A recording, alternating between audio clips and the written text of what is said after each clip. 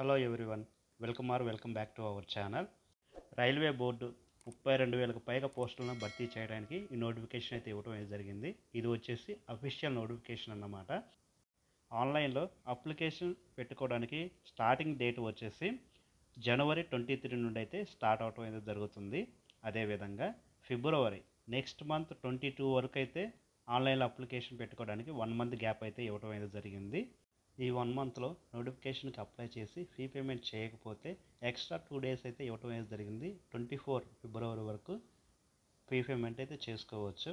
అలాగే ఏమైనా అప్లికేషన్లో మిస్టేక్ ఉన్నట్లయితే ఫిబ్రవరి 25 నుండి మార్చి 6 వరకు అయితే డేట్ అనేది ఇవ్వటం అయితే జరిగింది. ఈ టైంలో మీరేమైనా మీ అప్లికేషన్లో మిస్టేక్ చేసి ఉన్నట్లయితే అప్లై అయితే చేసుకోవచ్చు అన్నమాట. ఈ ఇచ్చినటువంటి టైం ఎక్స్టెండ్ చేసిన డేట్లో అనమాట. ఈ రైల్వే గ్రూప్ డికి సెలెక్ట్ అయిన అభ్యర్థులందరికీ స్టార్టింగ్ స్కేల్ వచ్చేసి శాలరీ 18,000 అనేది పే చేయడం అనేది జరుగుతుంది.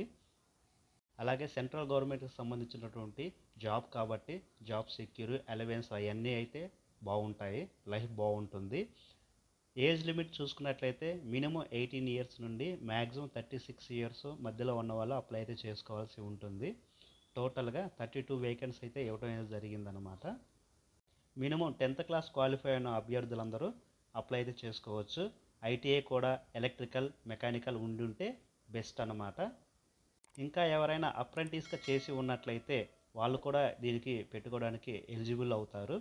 ఈ నోటిఫికేషన్కి అప్లై చేయడానికి ఉండవలసిన డాక్యుమెంట్స్ డీటెయిల్స్ చూసుకున్నట్లయితే మొబైల్ నెంబర్ ఉండాలి, వ్యాలిడ్లో ఉన్నటువంటి ఈమెయిల్ ఐడి ఉండాలి, అలాగే క్యాస్ట్ సర్టిఫికేట్ అనేది ఉండాలి, పాస్పోర్ట్ సిగ్నేచర్ అనేది అప్లోడ్ అయితే చేయాల్సి ఉంటుంది.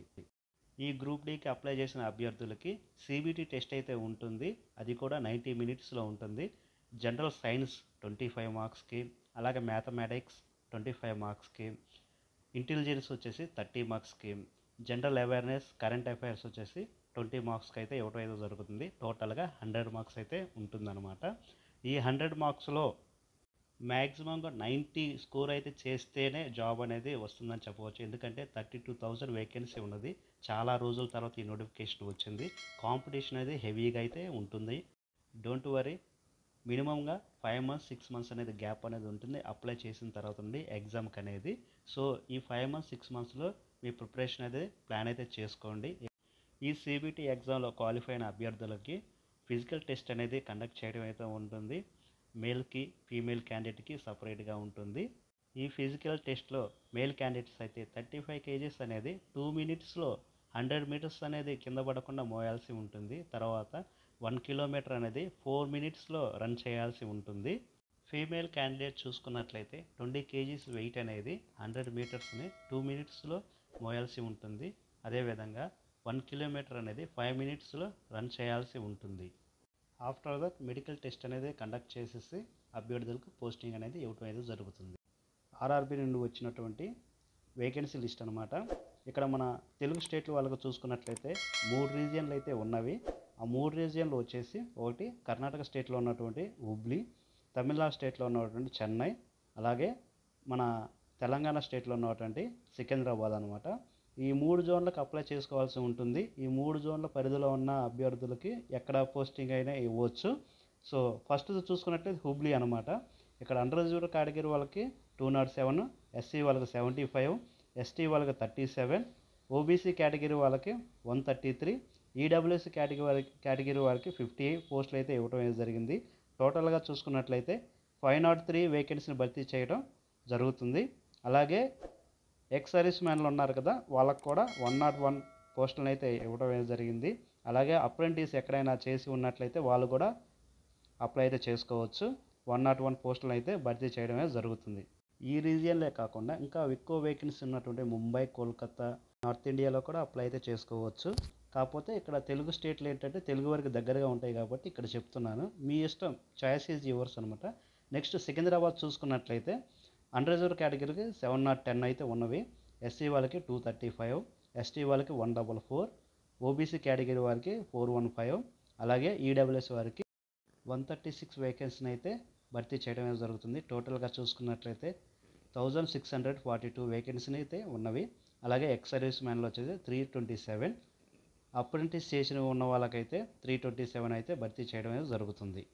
కొంచెం ప్రీవియస్గా జరిగినటువంటి ఎగ్జామ్ రిజల్ట్స్ ఆధారంగా కొంచెం బాగా సెర్చ్ చేసి ఎక్కడ పెట్టుకుంటే కాంపిటీషన్ తక్కువగా ఉంటుంది అనేది ఒకసారి సెర్చ్ చేసి అప్లై అయితే చేయండి.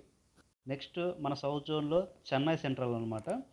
టోటల్ అండర్ రిజర్వ్ కేటగిరీ వచ్చేసి 1089 పోస్టులను అయితే భర్తీ చేయడం జరుగుతుంది. ఎస్సీ కేటగిరీ వాళ్ళకి 397, ఎస్టీ కేటగిరీ వాళ్ళకి 228, అలాగే ఓబీసీ కేటగిరీ వాళ్ళకి 698, అలాగే ఈడబ్ల్యూసీఆర్ కేటగిరీ వాళ్ళకి చూసుకున్నట్లయితే 279, టోటల్గా 2694 పోస్టులను భర్తీ చేయడం జరుగుతుంది. అలాగే ఎక్స్ సర్వీస్ మ్యాన్ 540, అప్రెంటిస్ చేసిన వాళ్ళకి 540 పోస్టులను అయితే భర్తీ చేయడం జరుగుతుంది. సో ఇవి రీజియన్ వైజ్గా వేకెన్సీ లిస్ట్ అయితే ఒకసారి స్క్రీన్ పాస్ చేసుకొని చెక్ చేసుకోండి. ఎక్కడ అప్లై చేయాలి ఏంటి అనేది ఒకసారి క్లియర్గా ఆలోచించి తర్వాత అప్లై అయితే చేయండి. టోటల్గా 32,000 పైగా వేకెన్సీని భర్తీ చేయడం జరుగుతుంది కాబట్టి చాలామంది 10th క్లాస్ క్వాలిఫికేషన్ కాబట్టి చాలామంది అయితే అప్లై చేస్తారు. సో ఇది ఫ్రెండ్స్ ఇవాళ ఇన్ఫర్మేషన్. క్లియర్గా ఒక బ్రీఫ్ నోట్ అయితే ఇచ్చాను అనుకుంటున్నారు. సో ఈ వీడియోని లైక్ చేసి రెగ్యులర్గా ఫాలో అవుతూ ఉండండి.